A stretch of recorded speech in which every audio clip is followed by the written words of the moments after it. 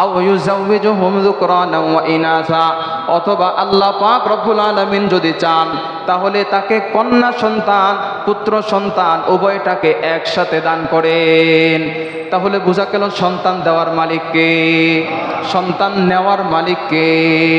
সন্তান দেওয়ার মালিকও আল্লাহ, সন্তান নেওয়ার মালিকও আল্লাহ। কিন্তু আমরা সন্তান দেওয়া নেওয়াটাকে নিজেদের অধীন মনে করি।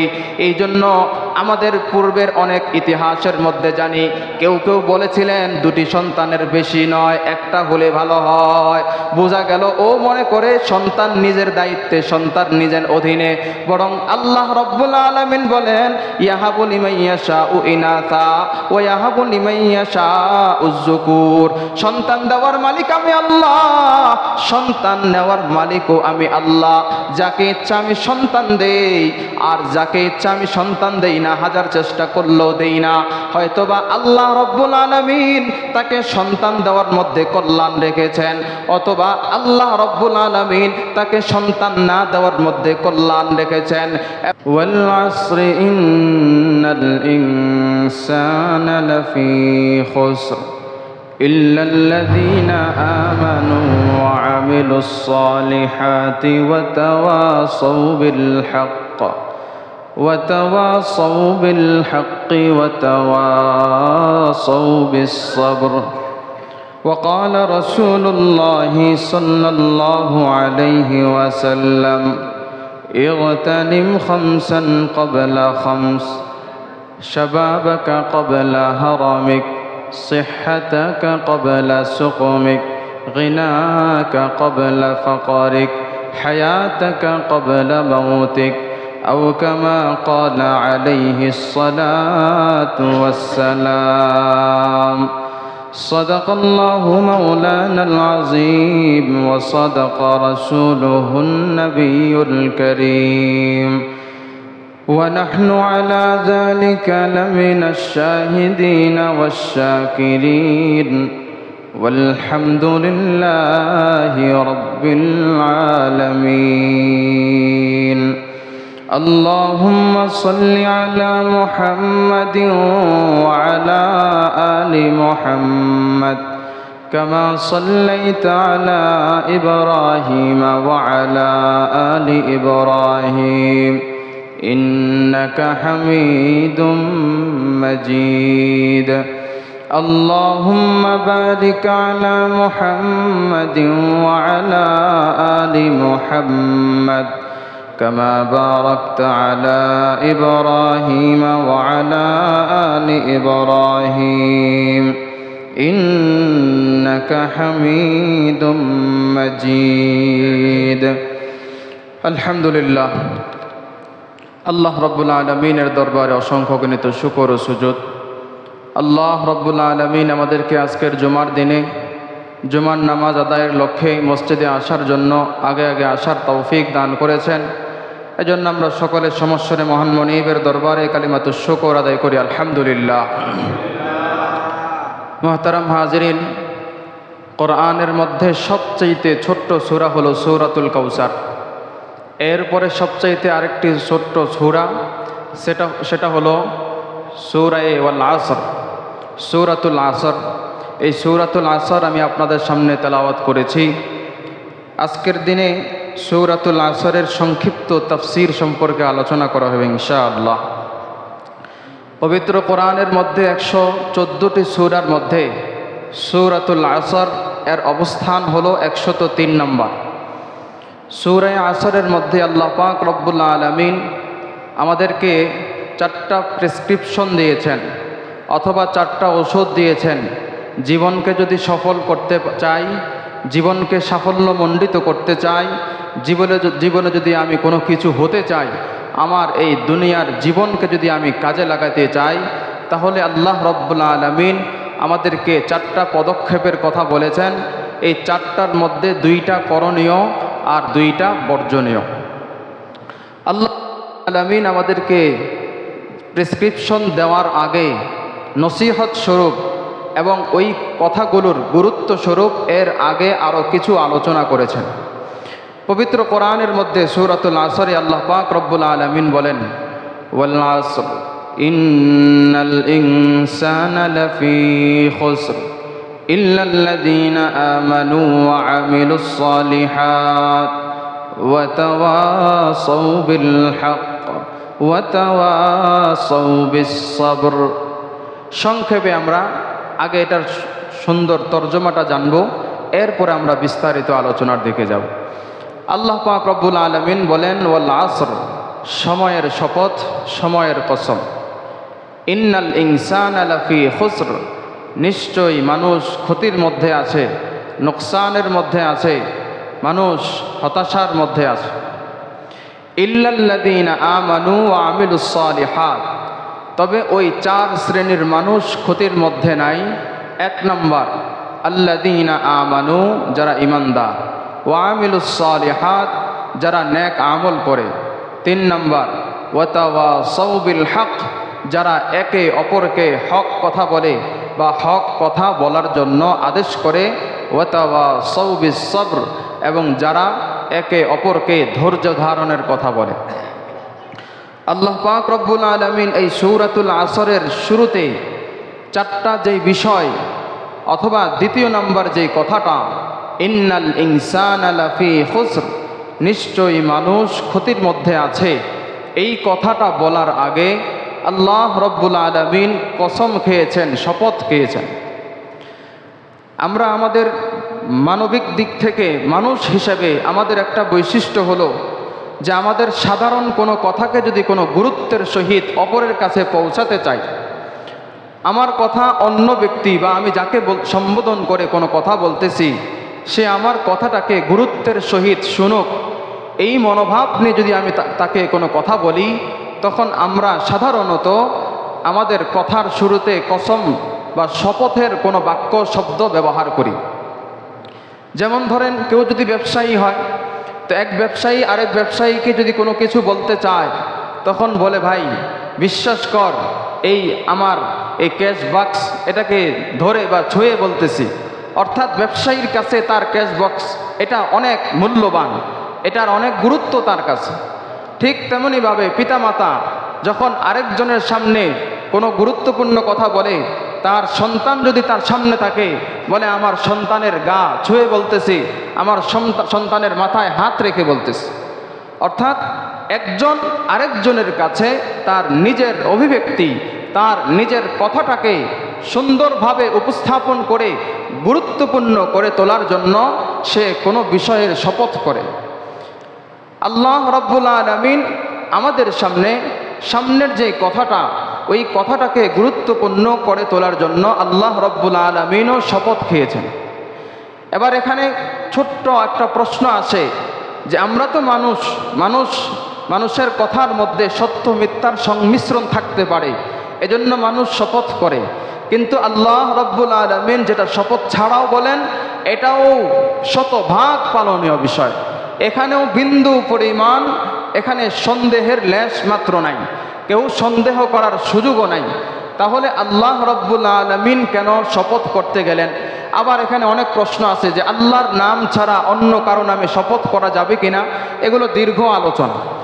তো আল্লাহ তাআলার ক্ষেত্রে, বান্দার ক্ষেত্রে নিজাম হলো যে বান্দা যে কথাটা বলবে, ওই কথাটাকে গুরুত্বপূর্ণ করার জন্য ওই শপথ খেয়ে থাকে। আর আল্লাহ তাআলার হিসাব হলো, আল্লাহ তাআলা যেই বিষয়ের শপথ খাবেন, যেই বিষয়ে শপথ করেন, ওই বিষয়টা আল্লাহ তাআলা বলার কারণে আগে যেমন গুরুত্বপূর্ণ ছিল, এর চাইতে আরও বেশি গুরুত্বপূর্ণ হয়ে যায়। তাহলে আল্লাহ রাব্বুল আলামিন এখানে শপথ খেয়েছেন সময়ের শপথ। ওয়াল আসর, আসরের শপথ। এই আসর শব্দের অনেকগুলো ব্যাখ্যা আছে। কেউ বলেন আসর মানে হলো হায়াতের শপথ, কেউ বলেন আসর মানে হলো পুরা আমার যেই কোনো সময়ের শপথ, কেউ বলেন আসর মানে হলো সালাতুল আসর, অর্থাৎ আমরা যে আসরের নামাজ আদায় করি, এই আসরের নামাজের কসম। এবার এই আসরের নামাজ বা হায়াতের কসম কেন খেয়েছেন, এগুলোরও আবার আলাদা আলাদা ব্যাখ্যা আছে। আমি শুধু প্রথম যেই অর্থ করেছি ওয়াল আসর, অর্থাৎ সময়ের কসম। তো আল্লাহ রাব্বুল আলামিন সময়ের শপথ কেন খেলেন? আল্লাহ রাব্বুল আলামিন কেন সময়ের শপথ করলেন? এই সময় আমাদের জন্য কেমন গুরুত্বপূর্ণ বিষয়, আজকের মুখ্য আলোচনা এটাই। আল্লাহ পাক রব্বুল আলামিন বলেন ওয়াল আসর, সময়ের শপথ। সময় আমাদের কাছে কতটা গুরুত্বপূর্ণ এটা একটা উদাহরণের মাধ্যমে বোঝাবো আর একটা হাদিসের মাধ্যমে বোঝাবো। সময় কেমন গুরুত্বপূর্ণ, যে আল্লাহ রব্বুল আলামিন সময় কতটা গুরুত্বপূর্ণ সেটা বোঝানোর জন্য আল্লাহ এই সূরার শুরুতেই সময়ের শপথ খেয়েছেন, সময়ের শপথ করেছেন। সাধারণত আল্লাহ রব্বুল আলামিন যেই কোনো বিষয়ে শপথ খান না, শপথ করেন না, তো এখানে শপথ করেছেন সময়ের। তো সময়টা কেমন গুরুত্বপূর্ণ। এক নাম্বার, আমরা আল্লাহ পাক রব্বুল আলামিনের মানুষ যাদেরকে আল্লাহ রব্বুল আলামিন সৃষ্টি করেছেন, এই মানুষের জন্য সময়, আমরা মানুষ হিসেবে সময়ের কত গুরুত্বপূর্ণ সেটা সেই হিসাবে আমরাও বলি যে আল ওয়াক্তু আথমানু মিনাল যাহাবি ওয়াল ফিদ্দা, যে সময় স্বর্ণ এবং রূপা থেকেও দামি। এটা কেমনে? যেমন আমাদের মাঝে কিছু কিছু মানুষ আছে যাদের সারা মাসের বেতন মাত্র 5,000 টাকা, আবার কিছু কিছু মানুষ আছে তার সারা মাসের বেতন মাত্র 10,000 টাকা, কারো আছে 15, কারো আছে 1 লাখ, 1.5 লাখ, 2 লাখ, 5 লাখ, 1 কোটিও আছে। বর্তমানে যেই মৌসুম চলতেছে, খেলার মৌসুম, আমাদের যুবক ভাইয়েরা যাদেরকে অনুসরণ করে, যাদের খেলা দেখার জন্য সারা রাত্রি জাগ্রত থাকে, এমন খেলোয়াড় যারা, তাদের সময়ের দাম কেমন, যে তাদের সময়ের দাম হলো তাদেরকে মাসিক যেই বেতন দেওয়া হয় কয়েক মিলিয়নও দেওয়া হয়। তাহলে এই যে 1 মাস সময় আমার জন্য 5,000 টাকা, আবার ওই ব্যক্তির জন্য 5 কোটি টাকা, তাহলে বোঝা গেল সময়টা কত দামি। যে সময়টাকে যতটুকু কাজে লাগাতে পারে তার জন্য সময় তাকে ততটা দামি বানিয়ে দেয়। এই জন্য সময়ের অনেক দাম। একটা ফিকহি মাসআলার মাধ্যমে বোঝাই, সন্তান দেওয়ার মালিক কে বলেন তো? সবাই স্বীকার করেন। কিন্তু আমাদের সমাজের মধ্যে তো বাস্তবতা ভিন্ন, যে কোনো ওলি আউলিয়া কবর জিয়ারত করতে যায়, তো জিয়ারত করতে যাওয়ার পরে সর্বপ্রথম আল্লাহ তাআলার দরবারে ওই ওলি আউলিয়ার জন্য দোয়া করে, আল্লাহ তাকে জান্নাতুল ফেরদাউসের উচ্চ মাকাম দান করেন। সমস্ত এরকম দোয়া দেওয়া শেষ করার পরে এবার বলে, বাবা অনেক দূর থেকে আপনার কাছে আসছিলাম, আমার সন্তান হয় না, আপনার কাছে একটা সন্তান চাই। যেই বাবার জন্য আল্লাহর কাছে দোয়া করছে যে আল্লাহ এই বাবার রক্ষা করা ছাড়া কোনো রক্ষা নাই, ওই বাবার কাছে শেষ পর্যন্ত নিজের হাত মুছে এবার দোয়া করে, এবার প্রার্থনা করে, বাবা আমাকে একটা সন্তান দান করেন। তাহলে মানুষ কতটা বোকা হলে এই সমস্ত কাজের মধ্যে নিজেকে জড়ায়। আল্লাহ রব্বুল আলামিন হলেন সন্তান দেওয়ার মালিক। পবিত্র কোরআনের মধ্যে আল্লাহ রব্বুল আলামিন বলেন, লিল্লাহি মুলকুস সামাওয়াতি ওয়াল আরদ ইয়াখলুকু মা ইয়াশা ইয়াহাবু লিমান ইয়াশাউ ইনাসান ওয়া ইয়াহাবু লিমান ইয়াশাউ যুকুর। পবিত্র কোরআনের মধ্যে আল্লাহ পাক রব্বুল আলামিন বলেন, লিল্লাহি মুলকুস সামাওয়াতি ওয়াল আরদ, আসমান এবং জমিন, আসমান এবং জমিনের মধ্যবর্তী যা কিছু আছে সব কিছুর রাজত্ব একমাত্র আল্লাহ তাআলার।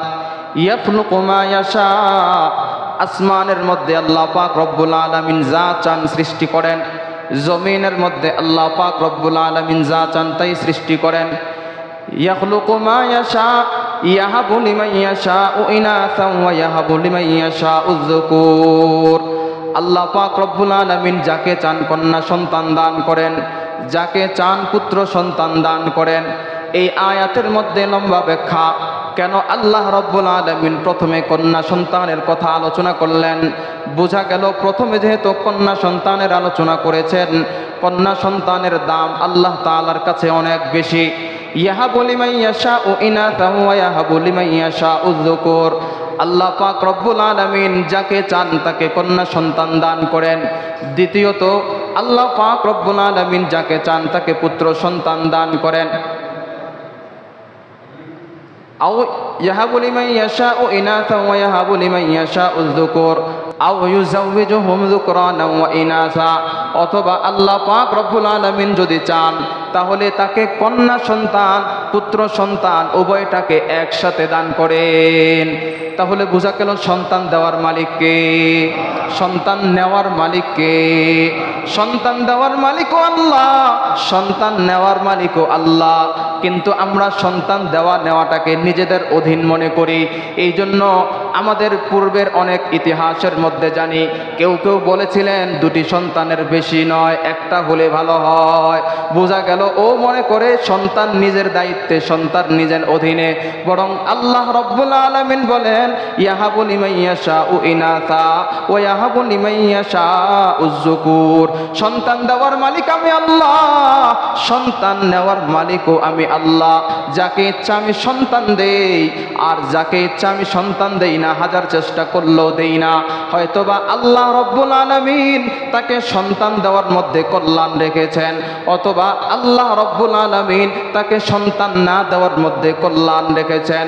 এবার আসি, আল্লাহ রব্বুল আলামিন কোন বান্দাকে দুইটা সন্তান একসাথে দান করেছেন। টুইন্স বেবি হয়েছে কারো কোনো ব্যক্তির, একটা সন্তান জন্মগ্রহণ করেছে মৃত অবস্থায়, আরেকটা সন্তান জন্মগ্রহণ করার 1 মিনিট পর মারা গেল।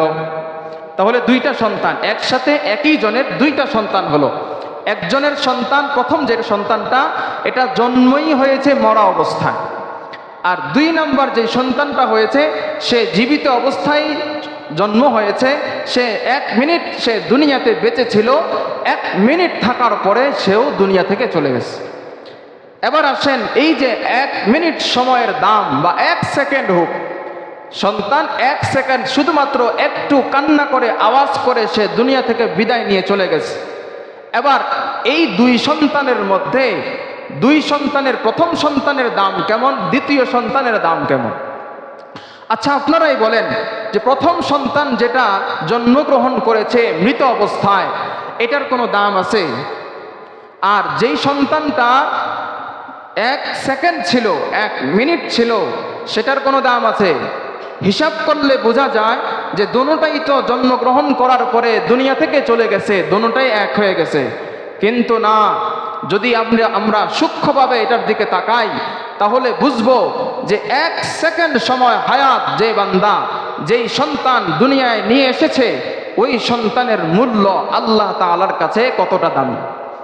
আল্লাহ পাক রব্বুল আলামিন বলেন হাল আতা আলাল ইনসানি হিনুম মিনাদ দাহরি লাম ইয়াকুন শাইআম মাযকুরা ইন্না খালাকনাল ইনসানা মিন নুতফাতিন আমশাজ নাবতালিহি ফাজআলনাহু সামিআম বাসীরা। আল্লাহ বলেন মানুষের কাছে কি সংবাদ পৌঁছায় নাই? হাল আতা আলাল ইনসানি হিনুম মিনাদ দাহর, যে যুগের, সময়ের সামান্য পরিমাণের গুরুত্ব কি তাদের কাছে পৌঁছায় না? লাম ইয়াকুন শাইআম মাযকুরা, যে মানুষ তো সে কিছুই ছিল না, মানুষ তার অস্তিত্বই ছিল না। ইন্না খালাকনাল ইনসানা মিন নুতফাতিন আমশাজ, এই মানুষকেই সামান্য আমি নুতফা, নাপাক বস্তু, বীর্য থেকে আমি তাকে সৃষ্টি করেছি। তাহলে সে কিছুই ছিল না, তাকে, সে একেবারে বেদামি ছিল, আমি তাকে কতটা গুরুত্বপূর্ণ, কতটা দামি বানিয়ে দিয়েছি। কেমন দামি বানিয়ে দিয়েছি? এই যেই সন্তানটা জন্মগ্রহণ করেছে মৃত অবস্থায়, এই সন্তান জন্মগ্রহণ করার পরে ইসলামের বিধান হলো এই সন্তানের কোনো হিসাব নিকাশ নাই, এই সন্তানের কোনো দায় দায়িত্ব নাই, তাকে কোনো রকম পেঁচায়া মাটির নিচে দাফন করে দাও। দ্বিতীয় যে সন্তানটা জন্মগ্রহণ করেছে, সে 1 সেকেন্ড 2 সেকেন্ড বেঁচে ছিল, তার ব্যাপারে যারা দুনিয়াতে আছে তাদের অনেক দায়িত্ব। 1 নম্বর দায়িত্ব হলো, এই সন্তান দুনিয়ায় আসার পরে সে সামান্য পরিমাণ জীবিত ছিল, এই জন্য তোমরা তার নাম রাখো। সন্তান জীবিত ছিল সামান্য পরিমাণ সময়, এই জন্য তার নাম রাখো।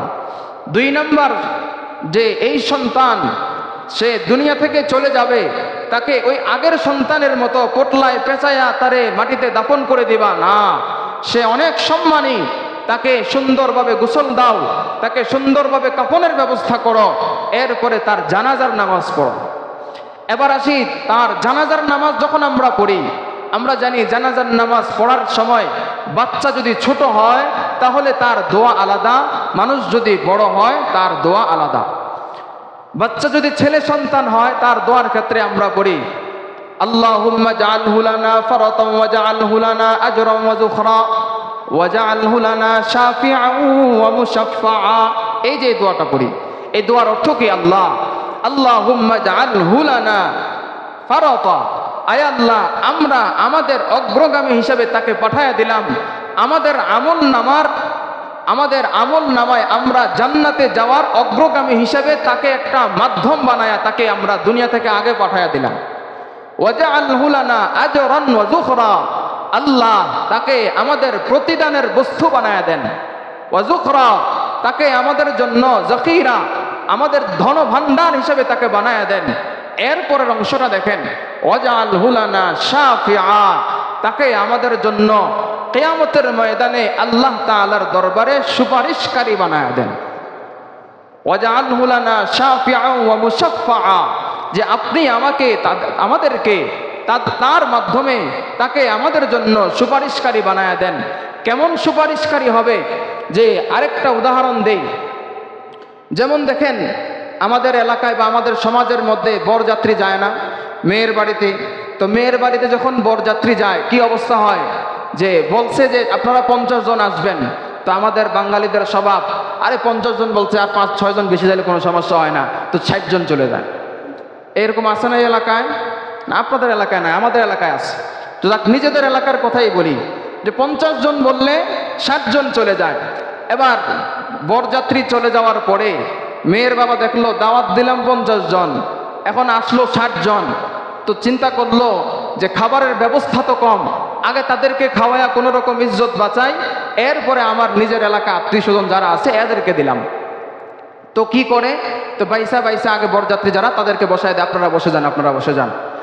তো কিয়ামতের ময়দানে আল্লাহ রাব্বুল আলামিন যখন বিচার কার্য শুরু করবেন, এই বিচার কার্য শুরু করার আগে আল্লাহ রাব্বুল আলামিন স্পেশাল কিছু মানুষকে ডাক দিবেন। এখন না তারা ইন্তেকাল করলো বাচ্চা অবস্থায়, 1 দিনের বাচ্চা, 1 ঘন্টার বাচ্চা, তারা ওই সময় 33 বছরের টাকরা যুবক হয়ে যাবে। আল্লাহ রাব্বুল আলামিন তাদেরকে ডাকবেন, আসো তোমরা জান্নাতে চলে যাও। তো এবার আল্লাহ রাব্বুল আলামিন ওই সমস্ত বাচ্চাদেরকে যারা এরকম সামান্য মুহূর্ত তারা দুনিয়ায় বেঁচে ছিল, তাদেরকে বলবেন যাও তোমরা জান্নাতে চলে যাও। তো তারা জান্নাতে যেতে চাবে না। ঠিক ওই যে আগের উদাহরণে আসেন, বরযাত্রী কি যখন বলে আপনারা সবাই বসে যান, তো ছেলের বাবা কি করে? যে আগে যারা গুরুত্বপূর্ণ মাথা তাদেরকে আগে ডেকে আনেন, ভাই আপনি বসেন, বাবা আপনি বসেন, বেয়াই আপনি বসেন আগে, বলে না? তো ঠিক তেমনি ভাবে আল্লাহ রাব্বুল আলামিন এই বাচ্চাদেরকে, এই মানুষদেরকে যখন বলবেন যাও তোমরা জান্নাতে চলে যাও, তারা যাবে না, তারা একটু আগাবে, আবার পিছনের দিকে তাকাবে। ফেরেশতারা তাদেরকে বলবে যাও তোমাদেরকে আল্লাহ রাব্বুল আলামিন জান্নাত দিয়ে দিয়েছেন, তোমরা যাও না কেন? তখন তারা যেতে চাবে না। তখন আল্লাহ রাব্বুল আলামিনের কাছে তারা আবেদন করবে, আল্লাহ আমি তো একা যাব না, আমার বাবা আছে, বাবাকে নিয়ে যাব, আমার মা আছে, মাকে নিয়ে যাব, খুঁজে নিজের আত্মীয় স্বজন আপনজনকে টেনে জান্নাতে নিয়ে যাবে। এই হলো স্পেশাল পাওয়ার। একটু মাত্র হায়াত, 1 সেকেন্ড হায়াতের দাম আমাদের কত বেশি, 1 মুহূর্ত আমাদের কত দাম। এজন্যই আল্লাহ রাব্বুল আলামিন সময়ের শপথ খেয়েছেন। বললাম একটা ফিকহি উদাহরণ দেব, 2 নম্বর একটা হাদিস বর্ণনা করি। হযরতে তালহা ইবনে উবাইদুল্লাহ রাদিয়াল্লাহু তাআলা আনহুর বর্ণনা, লম্বা হাদিস। আল্লাহ রাসূল সাল্লাল্লাহু আলাইহি ওয়াসাল্লামের কাছে একই সাথে 2 ব্যক্তি, 2 ভাই, 2 বন্ধু একসাথে আল্লাহ রাসূলের দরবারে এসে মুসলমান হয়েছেন। কিছুদিন পরে যুদ্ধ হলো। এই যুদ্ধের মধ্যে দুজন সাহাবী ওই যুদ্ধের মধ্যে অংশগ্রহণ করেছে। দুজন অংশগ্রহণ করার পরে এক সাহাবী একজন, ওই 2 জনের একজন সে শহীদ হয়ে গেছে, আরেকজন শহীদ হয় নাই, গাজী হয়ে সে ফিরে এসেছে।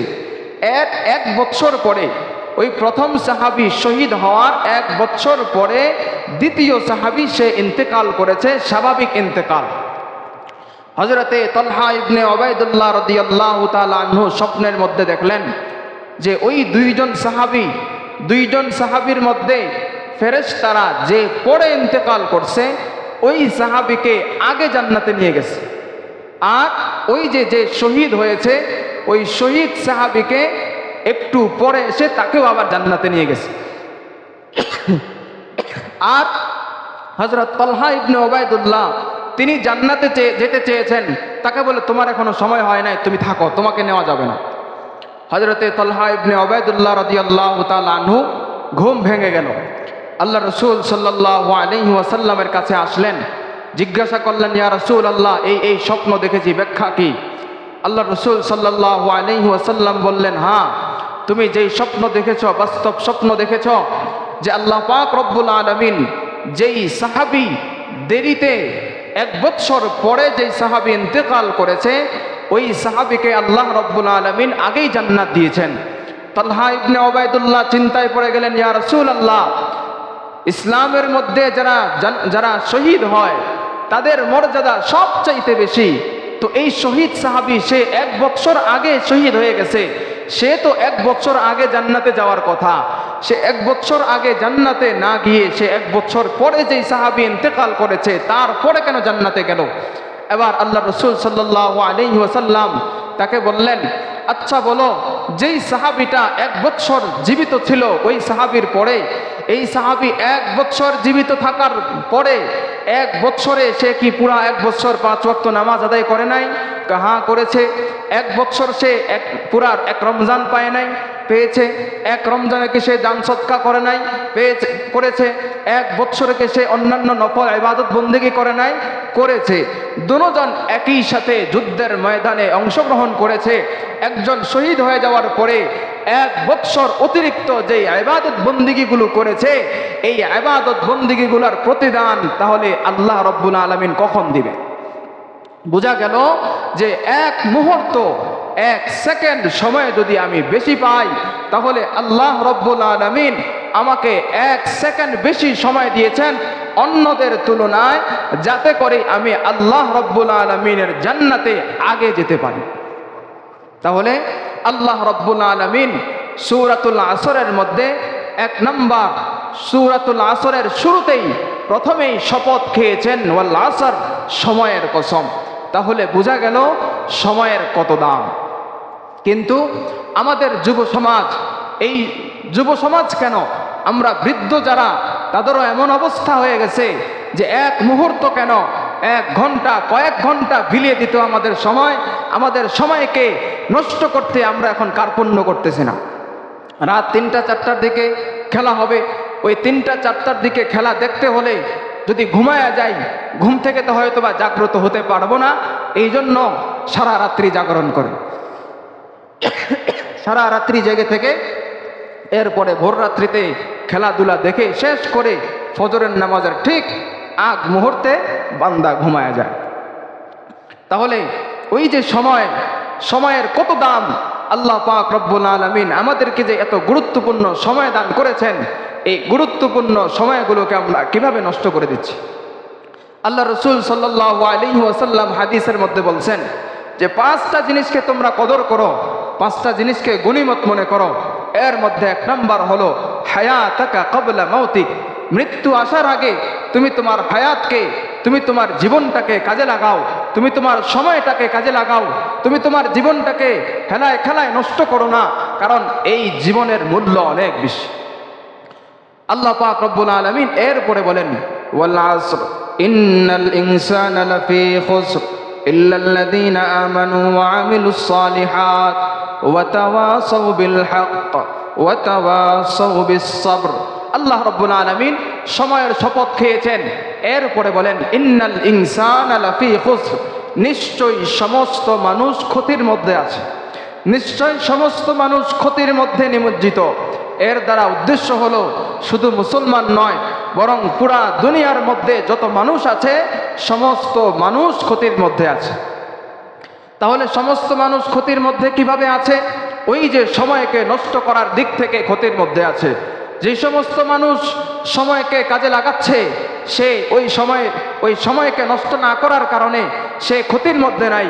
কিন্তু সময়কে নষ্ট করার কারণে যদি আমি মুসলমান হই, মুসলমানের ঘরের সন্তান হয়ে থাকি, তারপরও আমি সময়কে নষ্ট করি, তাহলে আল্লাহ বলেন ইন্নাল ইনসান, নিশ্চয় মানুষ তুমি অবশ্যই অবশ্যই ক্ষতির মধ্যে আছো।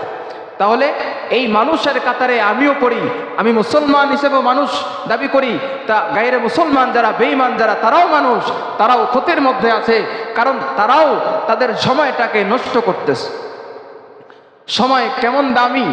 শেষ মুহূর্তে 80 বছরের একটা মানুষ, সে সারা জিন্দেগি তার জীবনটাকে হেলায় খেলায় যেভাবে ইচ্ছা মন চাহে জিন্দিগি সে যেভাবে ইচ্ছা সেভাবেই তার জীবনটাকে পার করে দিয়েছে। শেষ মুহূর্তে এসে তার মরার আগ মুহূর্তে যখন সে বিছানায় পড়ে গেছে, আর নড়াচড়া করতে পারে না, জবানটা আছে, কলবটা চালু আছে, এখন সে চিন্তা করতেছে, আল্লাহ সারা জীবন তো যাই করলাম, এখন আমার বুঝে এসেছে যে আপনি ছাড়া উপায় নাই, আপনার ইবাদত বন্দেগী ছাড়া কোনো উপায় ছিল না, তবে আমি তো করতে করি নাই। হ্যাঁ, এই শেষ মুহূর্তে এসে আমার উপলব্ধি হয়েছে, আল্লাহ আপনি আমাদের মাফ করে দেন। এই সামান্য একটা অনুভূতি, সামান্য একটা কথা যদি তার জবান থেকে আসে, আর মৃত্যুর আগ মুহূর্তে যদি কালিমার তালকিন হয়, সে কালিমা পড়ে চলে যেতে পারে, তাহলে আল্লাহ রব্বুল আলামিন যদি তার তাওবাকে কবুল করে থাকেন, তাহলে তার 80 বছরের পুরা জিন্দেগি যেটাকে সে নষ্ট করেছে, ওই জিন্দেগি পুরাটাই সফল হয়ে গেছে। কেমন সফল কাম? যে ব্যক্তি কাফের অবস্থায় মৃত্যুবরণ করেছে, সে তো চিরস্থায়ী জাহান্নামী। আল্লাহ রাসূল সাল্লাল্লাহু আলাইহি ওয়াসাল্লাম বলেন, শেষ মুহূর্তে যদি ঈমান নিয়ে যেতে পারে, তাহলে শেষ মুহূর্তে একেবারে সে নগণ্য মুমিন। তারপরেও আল্লাহর রাসূলের ভাষ্য অনুযায়ী ওই বান্দা দুনিয়ার সমপরিমাণ 10টা জান্নাত, দুনিয়ার সমান একটা জান্নাত পাবে। তাহলে এরকম তো অনেক সময় বা আমরাও বলতে পারি যে অনেকে ঈমানকে বিক্রি করে দেয়। আরে মিয়া, তোমার ঈমানের দায়িত্ব, তোমার ঈমানের দাম কতটুকু তুমি জানো? তুমি যদি বলো আমার ঈমানকে বিক্রি করব, আপনি যদি নিজের থেকে দুষ্টামি ফাজলামি করেও বলেন যে আমি আমার ঈমানকে বিক্রি করে দিব, এবার যারা খ্রিস্টান আছে তারা বলবে মাশাআল্লাহ ভালো একজন হুজুর পাইছি, এরা দিয়া তো দাওয়াত দেওয়াইতে পারবো, তো তার ঈমানটা বিক্রি করে দেয়, তো কিনে নেই। তো হুজুর বলেন আপনার ঈমান কত টাকায় বিক্রি করবেন? 1 কোটি টাকা দিব। তো হুজুর মানুষ তো 1 কোটি টাকা অনেক খুশি হয়ে যাবে, কয় না আমি আমার ঈমানকে 1 কোটি টাকায় বিক্রি করব না। তাহলে কত? যাক সর্বশেষ 100 কোটি টাকা দিব। না, 100 কোটি টাকা দিয়ে তোমার কি হবে? 100 কোটি টাকা দিয়ে পুরো বাংলাদেশ কিনা যাবে? 100 কোটি টাকা সারা বিশ্ব কিনা যাবে? কেনা যাবে না। অথচ আল্লাহ রব্বুল আলামিন আমার ঈমানের দাম কত রেখেছেন? যে ঈমান দ্বারা সামান্য পরিমাণ আমার ঈমান আছে, এই ঈমান দ্বারা 10টা দুনিয়া কিনা যাবে। তো 10টা দুনিয়া কেনার সমপরিমাণ টাকা তো কেউ আমার দিতে পারবে না। তাহলে আপনার ঈমানের দাম কতটুকু, আপনার সময়ের দাম কতটুকু? ইন্নাল ইনসানা লাফি খুসর, আল্লাহ বলেন নিশ্চয়ই মানুষ ক্ষতির মধ্যে আছে, তবে তারা ব্যতীত। কারা ব্যতীত? 4 শ্রেণীর মানুষ, ইল্লাল্লাযীনা আমানু ওয়া আমিলুস সালিহাত ওয়া তাওয়াসাউ বিল হক ওয়া তাওয়াসাউ বিস সবর। একমাত্র 1 নাম্বার ইল্লাল্লাযীনা আমানু, যারা ঈমানদার, তারা আল্লাহ তাআলার এই ভাষ্য অনুযায়ী, এই সূরার কথা অনুযায়ী তারা ক্ষতির মধ্যে নাই। ঈমান যদি এনে থাকি, আমার মধ্যে যাররা পরিমাণ ঈমান যদি থাকে, তাহলে আল্লাহ রাসূল বলেন মান কানা আখিরু কালামিহি ইনদা মাউতিহি লা ইলাহা ইল্লাল্লাহ দাখালাল জান্নাহ। যে শেষ মুহূর্তেও কমপক্ষে যদি কোনো বান্দা লা ইলাহা ইল্লাল্লাহর উপরে ঈমান নিয়ে মারা যেতে পারে, তাহলে দাখালাল জান্নাহ, অবশ্যই সে জান্নাতে যাবে। তাহলে ইল্লাল্লাযীনা আমানু 1 নাম্বার হলো ঈমানদার, 2 নাম্বার ওয়া আমিলুস সালিহাত, যারা নেক আমল করে। নেক আমল যারা করে তাদের কত দাম। নেক আমল করলে 1 নাম্বার দায়িত্ব হলো আমার ঈমান আনতে হবে। আমরা তো ওই যে মাগনা মুসলমান হয়ে গেছি, অথবা অনেক সময় যে বলি শুনে মুসলমান, কারণ শুনছি বাবাই মুসলমান, দাদাই মুসলমান, তো আমিও মুসলমান। তো কাজের ক্ষেত্রে আমি মুসলমান নাও হলেও শুনে মুসলমান হয়ে গেছি, মাগনা ঈমান পেয়ে গেছি। এজন্য ঈমানের কদর আমার কাছে নাই, ঈমানের দাম আমার কাছে নাই। এজন্য আমি ঈমানের দাম বুঝি না, ঈমানের কদর করি না। এজন্যই তো আমি ঈমানের কদর করি না। ঈমানদার হিসেবে আমার উপরে যে দায়িত্ব, ওই দায়িত্ব আমি পালন করি না। বেঈমান যারা, তাদের অনুসরণ করি। বেঈমানদেরকে আমি আমার আইকন মনে করি, বেঈমানদেরকে আমি আমার আইডল মনে করি, বেঈমানদেরকে আমার জানকে ফিরিয়ে দিতে আমি চেষ্টা করি। গেছে না গতকাল না পরশুদিন যে ব্রাহ্মণবাড়িয়ার মধ্যে একজন জীবন দিয়ে দিছে, ওই তারে দাফন করার পরে, মানে 2 দল, ওই যে খেলা চলতেছে, দুই দল নিয়ে মারামারি লাগা, একজন নিহত, তারে দাফন করার পরে এরপরে আবার মারামারি শুরু করছে। ঈমান কতটা পাক্কা চিন্তা করছেন? যে ওই বিষয়ে তার ঈমান কতটা পাক্কা, যে মারামারি আমার করতেই হবে, এটার প্রতিশোধ আমাকে নিতেই হবে। কিন্তু আমরা ঈমানদার যারা দাবি করি তারা তো মনে করি না আমার ঈমান চলে যায়, আমার যা কিছু, আমার হায়াত চলে যাক, আমার ধন সম্পদ সব কিছু চলে যাক, কিন্তু আমার ঈমান আমার কাছে অনেক দামি। এই অনুভূতি আমার তৈরি হয় নাই। অথচ এটা মনে হয়েছে আমি আর্জেন্টিনা সাপোর্ট করি, আর্জেন্টিনার ইজ্জত বাঁচায় রাখতে হলে আমার যদি জানও চলে যায় দিতে রাজি। ব্রাজিল সাপোর্ট করি, আমার যদি জানও চলে যায় দিতে রাজি। আমি আমার পিতৃ পরিচয় যদি ছেড়ে দিতে হয় তাহলেও রাজি। এমন অবস্থা যাইতেছে। ওয়াল আসর, সময়ের কসম। আল্লাহ কেন সময়ের এত দাম দিলেন? কেন সময়ের এত বড় শপথ করলেন? তাহলে বোঝা গেল আমার সময়ের অনেক দাম। কিন্তু আমি তো বুঝতেছি না ওই যে মেসি, ম্যারাডোনা, কি কে আরো আছে, এগুলোর পিছনে, এগুলোর লাভ দেখার জন্য, নাচ দেখার জন্য আমি আমার জীবন মূল্যবান সময়টাকে আমি নষ্ট করতেছি। ইল্লাল্লাযীনা আমানু ওয়া আমিলুস সালিহাত, এক নম্বর দায়িত্ব, এক নম্বর প্রেসক্রিপশন, ইল্লাল্লাযীনা আমানু, যারা ঈমানদার, যারা ঈমান এনেছে তারা ক্ষতির মধ্যে নাই। ওয়া আমিলুস সালিহাত, যারা নেক আমল করে তারা ক্ষতির মধ্যে নাই। ওয়া তাওয়াসাউ বিল হক ওয়া তাওয়াসাউ বিস সবর, যারা তিন নম্বর প্রেসক্রিপশন, যারা তাওয়াসাউ বিল হক, অপরকে হকের জন্য দাওয়াত দেয়, অপরকে হকের ব্যাপারে আদেশ করে। এটার ব্যাখ্যা কি? ওয়া তাওয়াসাউ বিল হক, মুফাসসিরিনে কেরাম বলেন হক দ্বারা উদ্দেশ্য হলো তাওহীদ, অর্থাৎ তারা অপরকে ঈমানের প্রতি দাওয়াত দেয়। দুই নম্বর ওয়া তাওয়াসাউ বিস সবর, অপরকে সবরের ব্যাপারে দাওয়াত দেয়। সবর বলতে উদ্দেশ্য কি? আমরা যে ধৈর্য ধারণ অর্থ মনে করি এটা নয়। সবরের এক অর্থ হলো বিরত থাকা, অর্থাৎ সবরের অনেক প্রকার আছে। সবরের এক অর্থ হলো বিরত থাকা, অর্থাৎ আমি গুনাহ করি, গুনাহের ক্ষেত্রে তুমি সবর করো, অর্থাৎ তুমি এই গুনাহ থেকে বিরত থাকো। আবার সবরের আরেক অর্থ হলো অবিচল থাকা, অটল থাকা, অর্থাৎ আমি ঈমানদার, ঈমান অনুযায়ী আমি আমল করতেছি। আল্লাহ বলেন ওয়া তাওয়াসাউ বিস সবর, তুমি সবরের উপরে অপরকে দাওয়াত দাও, সবরের উপরে নিজেও থাকো, অর্থাৎ তুমি অপরকে দাওয়াত দাও। হ্যাঁ, তুমি যে নেক আমল করতেছো এটার উপরে তুমি অটল অবিচল থাকো। এই প্রেসক্রিপশন, চারটা জিনিস যদি আমি আমার নিজের মধ্যে ধারণ করতে পারি, আর চারটা বিষয়, এই চারটা ঔষধ যদি আমি গিলতে পারি, খাইতে পারি, তাহলে আল্লাহ রব্বুল আলামিন ওই যে বলেছেন ইন্নাল ইনসানা লাফি খুসর, মানুষ ক্ষতির মধ্যে আছে। তাহলে এই ক্ষতি থেকে বাঁচার জন্য এই প্রেসক্রিপশন যদি ফলো করতে পারি তাহলে আল্লাহ রব্বুল আলামিন আমাকে ক্ষতি থেকে বাঁচায় দিবেন। এই জন্য সূরাতুল আসর যদিও 2 লাইনের সূরা, কিন্তু এটা আল্লাহ তাআলার কাছে অনেক দামি। হযরত ইমাম শাফিঈ রাহমাতুল্লাহি আলাইহি বলেন পুরা কোরআনের মধ্যে আল্লাহ পাক রব্বুল আলামিন সূরাতুল আসর ছাড়া অন্য কোন সূরা, অন্য কোন কোরআনের আয়াত যদি আল্লাহ তাআলা নাজিল না করতেন লাওয়াসিআতহুম, তাহলে এটাই মানুষের জন্য যথেষ্ট হয়ে যেত। কতটা গুরুত্বপূর্ণ কথা! সূরাতুল আসরের দাম কতটা, ফজিলত কতটুকু! আল্লাহর রাসূলের সাহাবী, দুইজন সাহাবী যখন একসাথ হতেন, হাদিসের মধ্যে আসছে 2 সাহাবী একসাথ হলে তাদের প্রথম দায়িত্ব হলো যে তারা একজন আরেকজনকে সূরাতুল আসর না শোনাইয়া তারা বিচ্ছেদ হতো না। একজন আরেকজনকে সূরাতুল আসর শোনাতেন। কেন শোনাতেন? যে সূরাতুল আসরের মধ্যে আমার পুরা হায়াতের দায়িত্ব কি, এই দায়িত্ববোধ এই সূরাতুল আসরের মধ্যে তুলে ধরা হয়েছে। আমার কি থেকে বিরত থাকতে হবে, আমার কিসের উপরে আমার জীবনকে পরিচালিত করতে হবে, সূরাতুল আসরের মধ্যে সংক্ষেপে আমার পুরা জীবনটাকে সেখানে তুলে ধরা হয়েছে। এজন্য সূরাতুল আসরের ব্যাখ্যা, আলোচনা অনেক লম্বা। আল্লাহ পাক রব্বুল আলামিন যতটুকু আলোচনা করলাম এর উপরে আমাদের হায়াতকে কাজে লাগানোর তৌফিক নসিব করেন। এজন্য আল্লাহ রাসূল সাল্লাল্লাহু আলাইহি ওয়াসাল্লাম হাদিসের মধ্যে বলেছেন ইগতানিম খামসান ক্বাবলা খামসিন, 5টা জিনিসকে 5টা জিনিস আসার আগে তুমি মূল্যায়ন করো। এর মধ্যে একটা হলো হায়াতাকা ক্বাবলা মাউতিক, তুমি তোমার হায়াতকে মৃত্যুর আগে কিভাবে কাজে লাগিয়েছো। যদি তুমি এই হাদিসের ভাষ্য অনুযায়ী আমল করতে না পারো, আরেক হাদিসের মধ্যে আল্লাহ রাসূল বলেন লা তাজালু কদমা ইবনি আদমা হাত্তা ইউসআলা আন খামস, আল্লাহ পাক রব্বুল আলামিন বান্দাকে 5টা বিষয়ে প্রশ্ন করবেন। ওই 5টা বিষয়ের প্রশ্নের উত্তর দেওয়া ছাড়া কিয়ামতের ময়দানে বান্দা এক পাও নড়ার ক্ষমতা নাই।